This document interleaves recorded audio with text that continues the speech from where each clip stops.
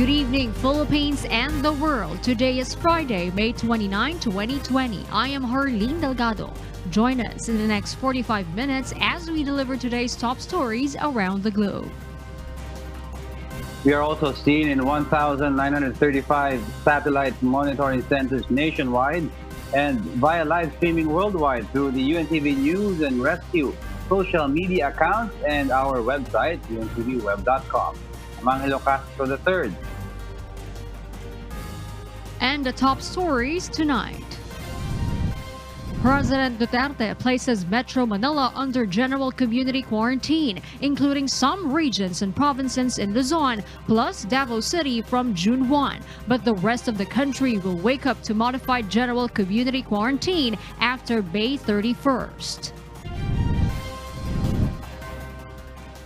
Gradual reopening of restaurants with dine-in services.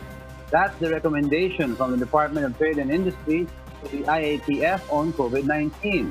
While in Quezon City, all will impose the no return, no exchange policy. Two weather systems are affecting the country, but expect generally hot and humid weather conditions across the Philippines tomorrow. The country's education department explains what will happen when enrollment opens on June 1. The National Health Service, or NHS, in the United Kingdom launches a helpline for Filipino NHS staff, while the Britons clap for carers on Thursday might be the last. And the sparkle of hope, a 92-year-old tribal matriarch in the Amazon region recovers from COVID-19.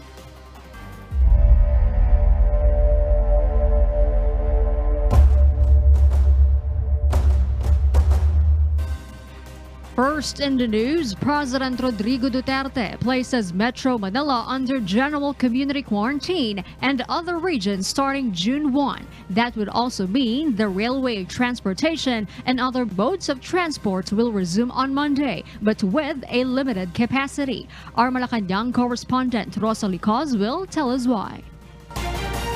And, the NCR will now be placed under the General Community Quarantine, or the GCQ, starting June 1. President Rodrigo Duterte is easing quarantine restrictions throughout the country.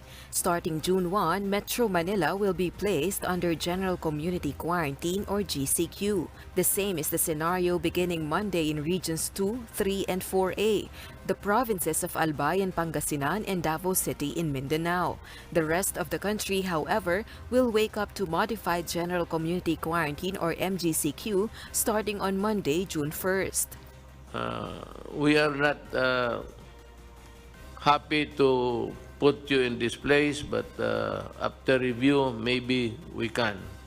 Though Metro Manila will be placed under GCQ, local governments can implement localized lockdown or enhanced community quarantine over barangay zones that are high risk for COVID-19. Most industries will be allowed to operate, but government says public and private sector must implement alternative work arrangements. However, sectors related to amusement, leisure, and entertainment such as concerts with mass gatherings are prohibited. Meanwhile, 10 to 50% of public transportation in NCR will resume. Services of public transport will be implemented phase by phase and with a limited capacity. The first to be allowed are Transport Network Vehicle Services, or TNVS, taxis, point-to-point or P2P buses. Passenger buses, modern public utility vehicles, and UV Express will follow. The Transportation Department confirms the operation of railway systems in Metro Manila can start on Monday. Kung tayo magta-transition from MECQ to GCQ, on the first day that we transition and it's put into effect, we can already put into operation our train and rails operation. Rosa Licos, UNTV News and Rescue. We serve the people, we give glory to God. Malacanang defends today the government's decision to ease quarantine restrictions all over Metro Manila despite the highest daily jump in COVID-19 cases reported yesterday at 539. According to presidential spokesperson Secretary Harry Roque, there is a need to jumpstart the country's economy and to consider the right of the citizens to work and provide for their necessities. This is especially that the government cannot assist everyone in the middle of the pandemic. The palace reiterates, however, the general rule is to stay at home if there is no work or necessary things to do outdoors. The Department of Trade and Industry, or DTI, has released its recommendation on the planned reopening of restaurants with dine-in services in GCQ areas. The DTI clarifies restaurant operations will be limited and only those establishments that can comply with the protocols will be allowed to reopen. Proper distancing and seats and tables inside the dining hall, floor markings easily visible to customers when they fall in line to order, proper ventilation, regular disinfection of furniture and other equipment that customers use are part of the recommended protocols. Buffet, salad bars, self-service, or customer refilling stations will not be allowed. The DTI clarifies these are not yet final. These recommendations will be submitted to the IATF on COVID-19 for its approval. The Quezon City government will still impose a no return, no exchange policy in malls in Quezon City. Mayor Joy Belmonte says she wants to protect her constituents against the coronavirus disease 2019. If you're in Quezon City and you plan on buying an item like, let's say, a pair of shoes or shirts, be sure that what you buy fits you perfectly. Dante Amento will tell us why. Shopping malls in Quezon City will impose the no fitting of clothes and no return, no exchange policies. The city government ang nagpusa na no trying on of clothes, walang pagsusukat. This comes following the directive from the Quezon City government as part of their precautionary measures against COVID-19. Quezon City Mayor Joy Belmonte says once a clothing item is sold and brought home, it is considered to have been fitted and there's a big chance the item is contaminated. Initiative ng city government ito kasi alam naman natin na ang damit, ang clothes stores ay bukas na, pero alam din natin na pwedeng ma-transmit yung virus sa pamamagitan ng damit. Mayor Belmonte says that she is aware that many are upset about her policy. Pero tingin ko, dapat maunawaan nila na this is for their own health and welfare. But City Chief Executive asked for understanding because she just wants to keep her people safe. Siyempre, kung bumili ka na, yung understanding dyan, nasukat mo na yan, nasuot mo na, hindi mo na sana pwedeng ibalik yun. Kasi, again, gusto natin protektahan yung kalusugan ng ating mga mamamayan. The Department of Trade and Industry, or DTI, has earlier reminded local governments to adjust the no return, no exchange policy because it is a violation of Republic Act 7394 or the Consumer Act of the Philippines. Leia Ilagan, UNTV, News and Rescue. We serve the people, we give glory to God. Thank you, Leia Ilagan, for that report. Meanwhile, a special advisor to the NTF on COVID-19 warns that the government might implement enhanced community quarantine or ECQ again if the number of new COVID-19 cases spikes in the coming months. Joan Nano tells us why. Health experts warn that strict quarantine measures must remain if the number of new COVID-19 cases double in the coming months. In today's episode of Get It Straight with Daniel Rezon, Special Advisor to the National Task Force on COVID-19 Dr. Ted Herbosa explained that although quarantine measures are relaxed, the Health Department will continue to strictly monitor the development of new COVID-19 cases. The public's compliance with the new normal protocols will be strictly observed. Authorities will note if this will impact the development of new COVID-19 infections. Slowly hanggang June 15, kung hindi sisipa yung ating new cases at walang mga clustering or tinatawag naming outbreaks in any barangay, ibabalik uli yan. Pero ang plano, hindi na ibabalik ang buong reyon, probinsya, or Metropolitan Manila. Ang i-ECQ mo na lang ay yung either building, either a street, a group of houses, o kaya even a subdivision. Herbosa emphasized under GCQ, only authorized persons outside of residence are allowed to go out. Leisure travel remains prohibited. Sino ba yung mga pwedeng lumabas sa GCQ? Yes. Ito pa rin yung mga inallow na essential services. So yung mga health worker, nauna na yan, di ba? Pagkatapos yung mga private companies, skeletal pa rin ang recommendation dyan. Yung mga 50% lang ng empleyado. So the rest, work from home, bawal ang lumabas for leisure. The expert reiterates the rise in COVID-19 cases in the country in the previous days is because of the expanded testing capacity. Joanna, UNTV News and Rescue. We serve the people, we give glory to God. Starting Monday, June 1, city buses will be using the inner lane of EDSA when the MMDA implements its modified EDSA program. Passengers may expect a few changes, like the locations of designated bus stops. Dante Amento, who interviewed the MMDA spokesperson today, will give the details why. Modified EDSA. This is what the Metropolitan Manila Development Authority or MMDA will impose beginning June 1 as Metro Manila transitions to general community quarantine. Under this program, city buses will be using the inner lane of EDSA just beside the MRT3. The MMDA has placed concrete and plastic barriers for the single bus lane, which private vehicles are not allowed to ply. Several bus stops will be placed right below MRT3 stations and footbridges along EDSA. Passengers will no longer be allowed to wait on any sidewalks. What they need to do is go up the MRT3 stations and then down to the designated bus stops on the center island, just like at the Quezon Avenue station. Other bus bays include those at the MRT North Avenue, Ortigas, and Quezon Avenue. The MMDA assures there will be enough spaces at the designated bus stops and the bus lane is protected. Ngayong weekend, magkakaroon po ng inspeksyon ang mga opisyal po in relation to transportation para po tiyakin na magiging ligtas po yung ating mga kababayang gagamit nito, sasakay sa mga P2P buses, sa mga shuttle buses. Dante Amento, UNTV News and Rescue. We serve the people. We give glory to God. Meanwhile, the Philippine National Police will still implement checkpoints at the borders of Metro Manila from Monday, June 1. Directorate for Operations Police Major General Emmanuel Licup says that checkpoint operations will continue even in the areas under GCQ.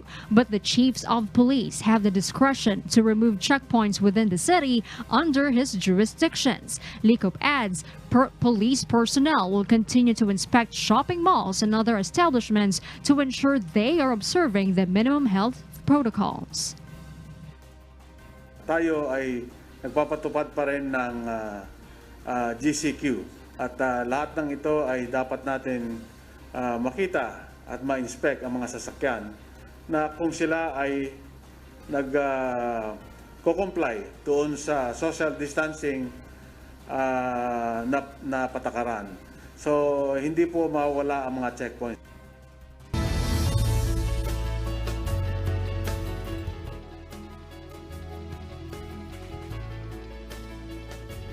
There are two weather systems affecting the Philippines, the westerly wind flow and the easterlies. Metro Manila and the rest of the country will experience partly cloudy to cloudy skies with isolated rain showers or thunderstorms. These are caused by the easterlies or localized thunderstorms. Flash floods or landslides during severe thunderstorms may occur in some areas.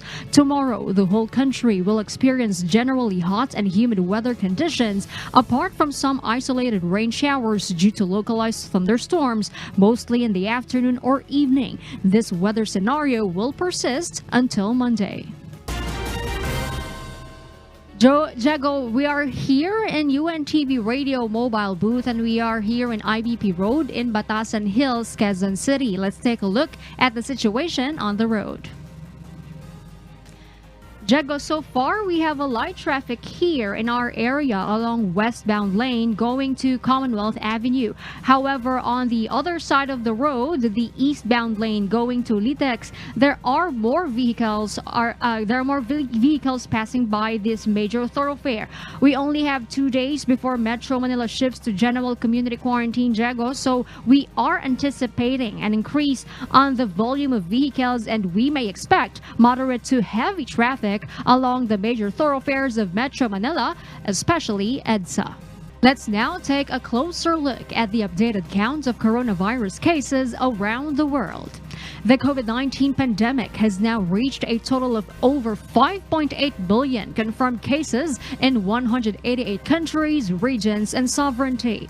The fast-spreading disease has claimed more than 360,000 lives, while more than 2.4 billion patients across the globe have recovered from the new coronavirus infection. The United States of America, as of today, has recorded more than 1.7 million known cases and remains to have the most confirmed cases in the world, including over 101,000 deaths. Brazil remains second and the worst hit country in the South American region, according to the World Health Organization, with more than 438,000 confirmed positives. On the other hand, India surpasses Turkey in this tally. India remains to be the Asian country with the highest number of COVID-19 cases, now at more than 166,000 confirmed coronavirus infections, including more than 4,000 deaths.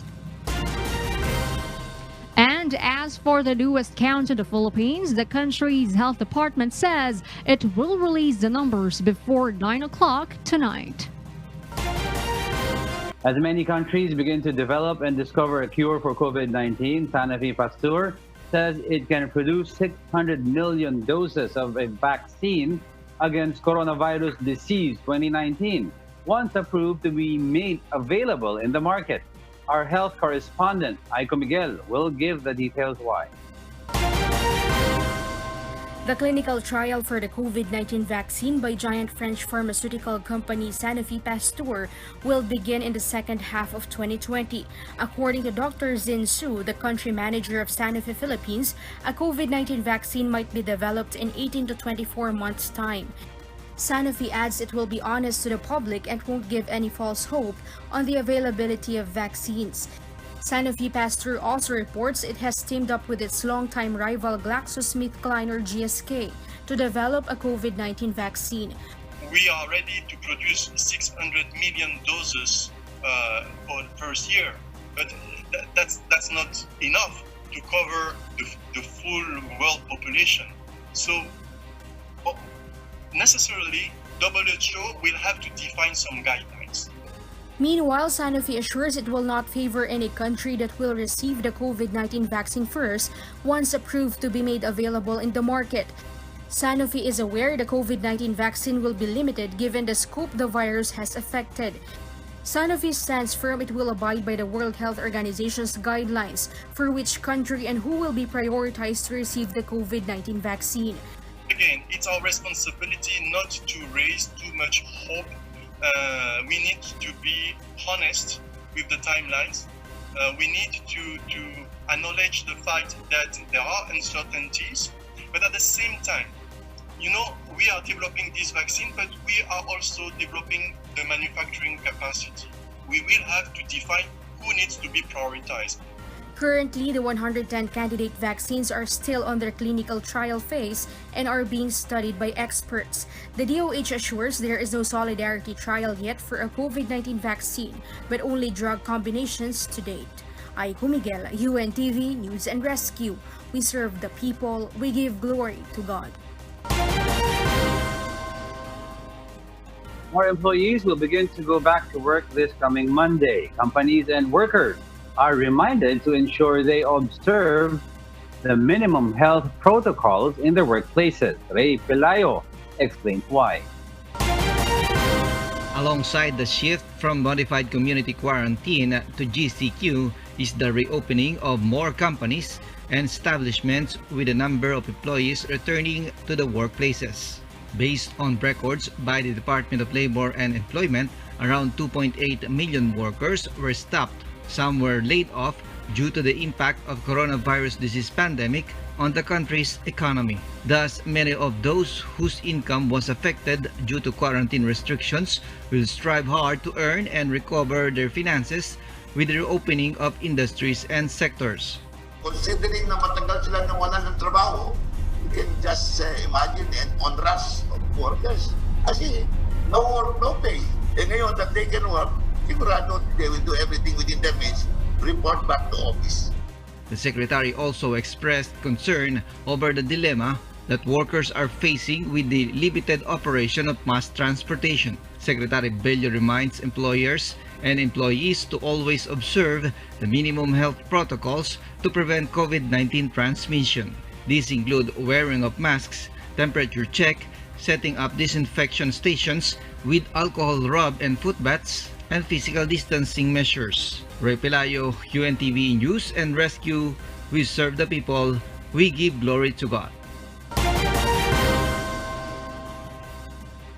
The Film Development Council of the Philippines has appealed to lawmakers to support hundreds of thousands of workers in the audiovisual industry. During the Senate hearing today on the proposed economic stimulus package, FDCP Chair Liza Dino Seguera says over 160,000 workers in the industry have been affected by the pandemic. The FDCP estimates around 100 billion pesos income losses in the industry this year. We were the first to be canceled and we are going to be the last also to recover kasi it constitutes mass gathering yung amin pong industriya. The FDCP has reallocated 20 million pesos of its own funds to provide 5,000 to 8,000 pesos worth of assistance to workers displaced by the pandemic. 70% to 80% of the industry's workforce belong to the freelance sector. Pa rin po yung aming submission for application and kulang pa rin po yung pera po na nasa amin kasi limited lang po. Hindi po kami pinayagan ng DBM to extend to 50 million. We did not enjoy the DOLES camp program because hindi po kami formal sector. Included in the proposed economic stimulus bills in the Senate are the expansion of wage subsidy to informal sectors, non-essential businesses, freelancers, self-employed, and repatriated OFWs. More than 323,000 overseas Filipino workers were displaced from February to May 2020, according to the country's Labor Department.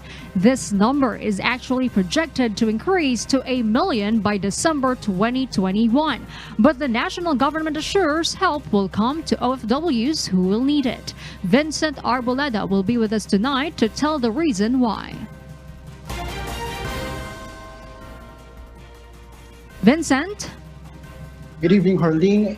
To help our modern-day heroes, the valiant overseas Filipino workers, the Philippine government plans to reintegrate them through business opportunities.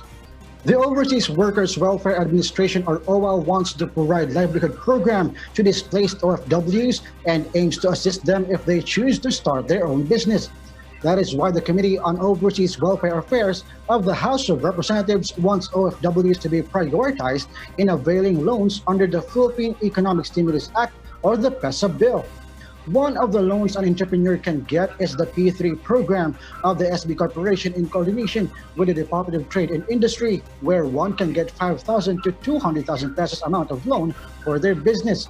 The committee plans to insert a phrase on the PESA bill to ensure that OFWs can get priority to the program. Harleen?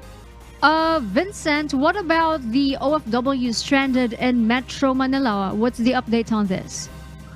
Well, Harleen, the Department of the Interior and Local Government reassures local governments that all stranded OFWs in NCR who are bound for their respective home provinces and cities are compliant of the 14-day quarantine period and have negative RT-PCR COVID-19 test results.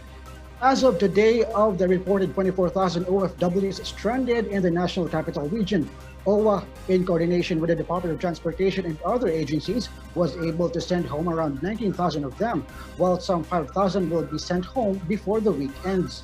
The DILG also said that local governments can add safety protocols for homebound OFWs like 14-day quarantine and RT-PCR test for COVID-19. During the meeting today, DOLE also laid out the recovery plan for displaced OFWs. To implement the medium and long-term plans of DOLE for displaced OFWs, the agency requests an additional budget of 15 billion pesos for the years 2020 and 2021, an act noted by the Committee on Overseas Affairs of the House of Representatives. Arlene. All right, thank you, Vincent Arboleda. After undergoing rapid testing, 106 Filipino repatriates who have arrived in Zamboanga City yielded negative for COVID-19. Each one of them had undergone the mandatory 14-day quarantine to ascertain they wouldn't be carriers of the killer virus. 70 of them are overseas Filipino workers who are native in Region 9. About 1,000 more Zamboangueños are expected to arrive in the province until June. Zamboanga City Mayor Ben Climaco assures the city government will coordinate with OWA and DOLE for the assistance to be given to returning Zamboangueños. Zamboanga City will remain in general community quarantine until June 15, according to an IATF resolution. The Manila City government assures its residents that safety measures are already in place for when the GCQ begins. Let's find out why from Asher Kadapan Jr. The Manila City government has since been expecting possible crowd influx in public places once general community quarantine is implemented in Metro Manila. Thus, the city government unit has adopted safety measures to fight COVID-19. In Manila City Hall, a one-stop shop was established for faster, easier, and less contact in processing transactions concerning business institutions. Visual cues are put in place to guide people lined up. On the city's major roads, bicycle lanes are made available as the LGU promotes bike to work, especially with limited mass transport services under GCQ. Meanwhile, more quarantine facilities are being constructed to isolate and monitor COVID-19 cases. Yesterday, another quarantine facility in Arellano High School in Santa Cruz, Manila has started operating for probable and suspect cases of COVID-19. This is the 5th quarantine facility established by Manila City government. At the moment, the nation's capital has over 200 bed capacity for COVID-19 patients. The LGU targets to open 8 more quarantine facilities. Bawat katabi mo, bawat kausap mo, lagi mong iisipin na ay ito ang pwedeng makahawa sa akin. Or ikaw din, sarili mo, isipin mo na pwede akong manghawa. So at the same time, always wear yung mask. The Manila LGU also prioritizes hiring of healthcare workers and purchasing of medical tools. Asher Kadapan Jr., UNTV News and Rescue. We serve the people, we give glory to God. Some private universities and colleges will not ask for a tuition fee increase when classes resume amid the COVID-19 pandemic. Dante Amento tells us why. President Rodrigo Duterte appeals to private schools to allow the staggered payment of tuition amid this COVID-19 crisis. The president also mentioned that parents may borrow money from the land bank for their children's education. And for those who have really nothing to come up to sa bayaran, you have the land bank, and kindly listen to the rules. Kasi itong land bank, bubuksan namin and you can borrow money to finance the education of your children. Meanwhile, Commission on Higher Education Chairman Prospero de Vera III says that several universities have announced they will not ask for tuition increase, such as De La Salle University and University of Santo Tomas. Yung mga universities na malalaki, kayang-kaya nila itong financial situation because their sources of income are varied. They have other businesses. SHED also assures it has mandated private universities and colleges to implement the staggered payment of tuition and other miscellaneous fees. Dante Amento, UNTV News and Rescue. We serve the people. We give glory to God. Kuya Daniel Razon interviewed in his program Serbisyong Bayanihan this afternoon Education Undersecretary Jesus Mateo on matters concerning the enrollment for school year 2020 to 2021. DepEd will begin to accept enrollees on June 1. Undersecretary Mateo clarified that parents and students don't need to go to the school campus physically to register. Instead, the school advisors will contact students or the parents can help by contacting the schools. He added that on June 1, there will be a survey. Unang-una, tatanungin, papapasukin nyo ba yung mga anak nyo? Kung sinagot papapasukin, ano ba ho ang preference nyo? Preference nyo ba ay online? Kung sinabing online, meron ba kayong gadget? May internet ba kayo? Handa ba kayong tumulong o gumabay sa pag-aaral ng inyong mga anak? The learner survey form is downloadable from the DepEd website. Another option for students is to contact their class advisors. If the household has no internet access, the form will be brought to students or in the barangays. Nakikipag-usap po tayo sa mga lokal na pamahalaan.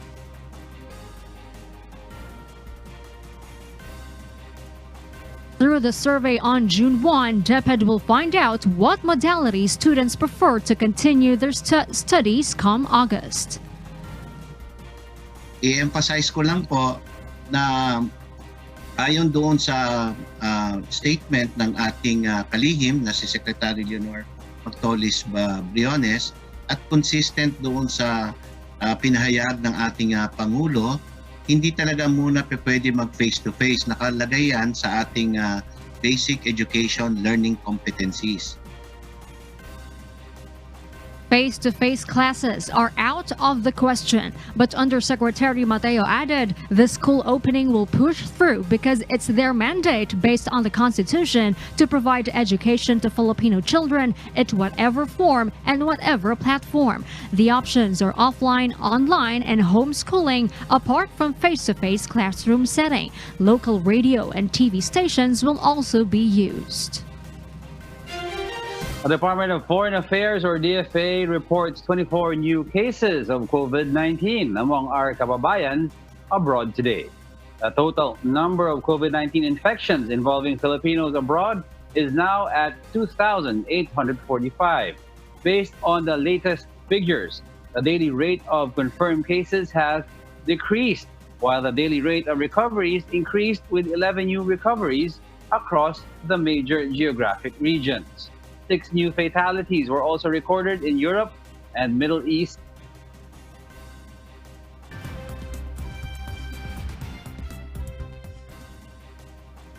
And for the news abroad, here is Gov't Bermat, live from London. Good evening, Jovic. Good evening, Diego and Harleen. How are you? Good, good. Jovic, there's this helpline recently launched for National Health Service, or NHS staff who are Filipinos. Can you at least tell us more about this? Diego, according to NHS itself, it's a new dedicated NHS bereavement and trauma telephone support line for Filipino staff impacted by the coronavirus pandemic, run by qualified and trained Tagalog speakers. I also have news about a sparkle of hope in Brazil and why the European Union, or EU, has a new fundraising campaign.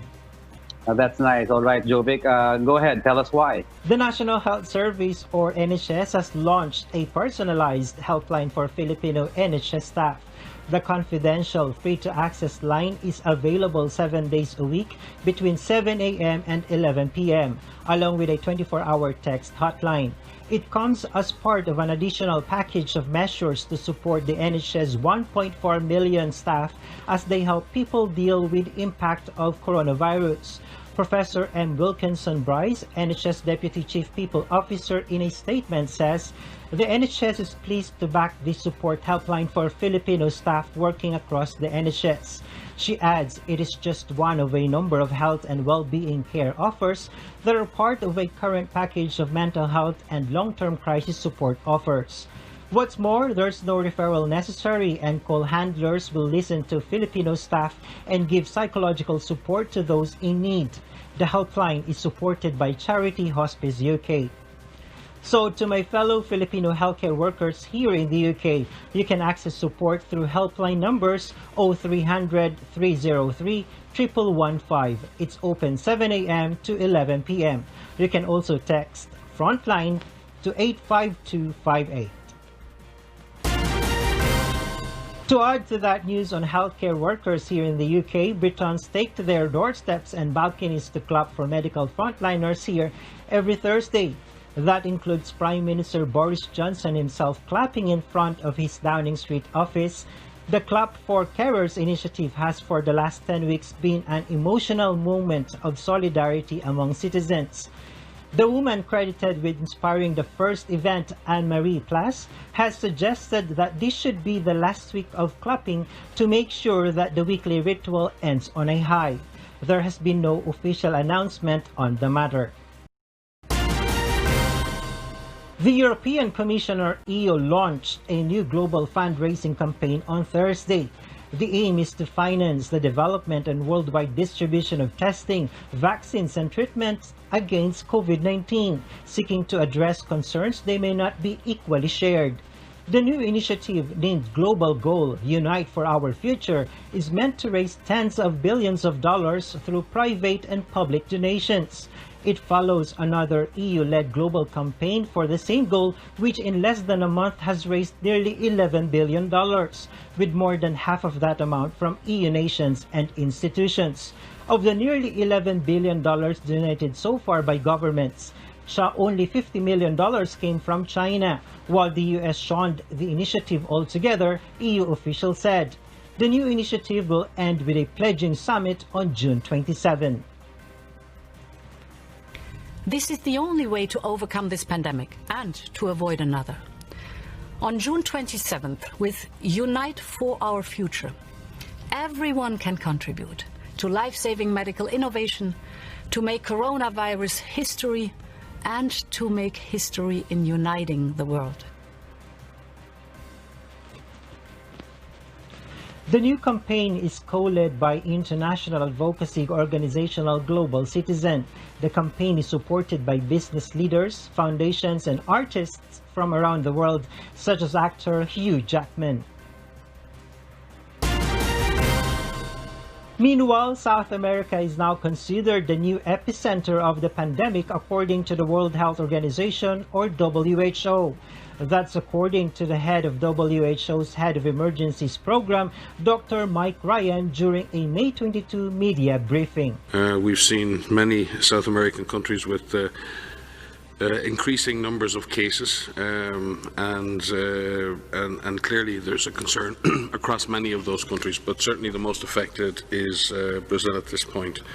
There's a glimmer of hope seen in Brazil, though, as a 92-year-old woman from Brazil's Amazon region received a standing ovation from doctors on Wednesday, following a full recovery from coronavirus.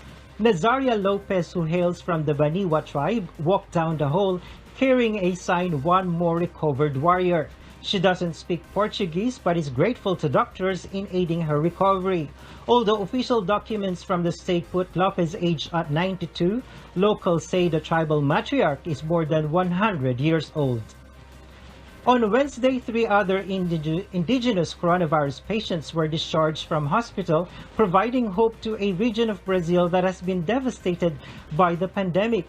A hospital specializing in care for Brazil's indigenous coronavirus patients opened in Amazonas state capital of Manaus this week, called the Nilton Lins Hospital, which is the first of its kind.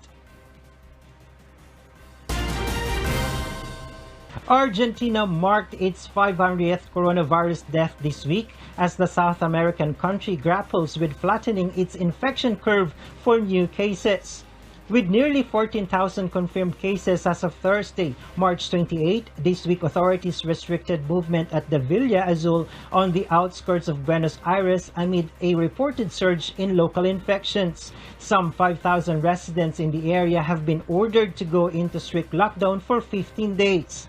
But speaking at a news conference on Thursday, Deputy Health Minister Carla Visotti claimed new cases are stabilizing. Still, preparations were underway for an influx of patients as field hospitals were set up and beds rolled in. Argentina has imposed one of the toughest travel bans in the world, banning all international and domestic passenger flights until August 31. Many farmers in Pakistan say that for them, it is a much bigger problem to face an impending locust attack just when summer crops are being sown and fruit and vegetables are ready to be picked than the coronavirus pandemic. Farmers across Pakistan are suffering the worst plague of locusts in recent history, which has cost billions of dollars in damage and led to fears of long-term food shortages. Chairman of Pakistan's National Disaster Management Authority, Lieutenant General Mohammad Afzal, also warned that in addition to COVID-19, Pakistan is facing two more looming disasters, locusts and floods, in the upcoming month. The army had dedicated 5,000 personnel and 1,500 of them had been deployed in different provinces. 9 aircraft, including 5 helicopters from Army, were being used for aerial spray, he said, and there were plans of raising the number of aerial spray vehicles to 15. This year's locust infestation is a continuation of 2019's outbreak in Africa, the Arabian Peninsula and South Asia, which is said to be the worst in decades. Thank you, Jovic. You take care there in London. You too, Diego and Art. An audience of 0. Nonetheless, it's like a return to life, said a French concert violinist accustomed to playing to rooms of 2,000 people and more when he performed on Thursday evening. Nina Armilio tells the story why. It was Renaud Capucan's first on-stage performance at the Philharmonie de Paris Concert Hall since the COVID-19 outbreak forced the cancellation of all concerts back in March. Capucan and his 23-person string orchestra on Thursday evening performed Metamorphosen, a piece by German composer Richard Strauss, which Capucan says is really strong and symbolic. They're all really happy, the 23 soloists with me, to play again after such a long time when everything was closed. It's a bit like a sign, a rebirth. There were 2 staff members wearing surgical masks to listen, but the auditorium, which can seat up to 2,400 people, was practically empty. The French government still bans mass gatherings, even as some other restrictions have been eased. The whole of our institution can produce 3-4 concerts in a day, sometimes with 100-200 musicians. That will be the real challenge with the audience on top of that. For now, you can say it's a draft, like a small-scale model of what we're anticipating to come. The members of the orchestra themselves were not required to wear masks, but had to stay seated at least 1 meter away from each other on the concert hall stage. The audience was virtual, people watching and listening at home via live streaming on the concert hall's website. Capucan said that when in the past he played the Strauss piece, a mournful composition which ends on a somber note, he always felt it would be appropriate if there were no applause. The COVID-19 outbreak now means that the ending of the performance is met with silence. Nina Armilio, UNTV, News and Rescue. We serve the people. We give glory to God. Those are the reasons behind the news. 2029, 2020, Manilo Castro III. We serve the people. We give glory to God.